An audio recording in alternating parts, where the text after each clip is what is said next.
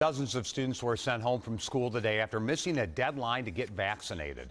The Rochester School District says 71 students failed to provide documentation that shows they've received their vaccines.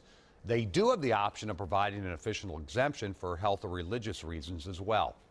Kate Raddatz explains why the district is enforcing these immunizations. The Rochester School District said the decision to prohibit students from attending class that did not have official documentation that they'd received their vaccines is simply enforcing a state law. Some of the vaccines required by the state of Minnesota include measles, mumps, chickenpox, and tetanus. It's things that both parents and kids don't necessarily want to do, but what we do know about vaccines is that they protect kids and they save kids' lives. School officials said they sent multiple letters to parents about the March 1st deadline before enforcing the statute. Of the district's more than 17,000 students, the district said 71 were sent home Wednesday. I feel like, we're in a society now where things like that are going to be coming up.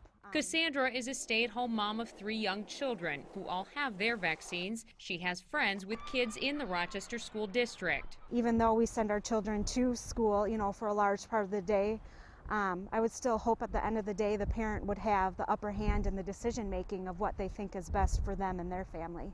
Students who were sent home will be allowed back to class once they provide proper documentation that they either have had the vaccines or are exempt. It is an important thing to really be very thoughtful of for the schools and for us generally to make sure our kids are safe.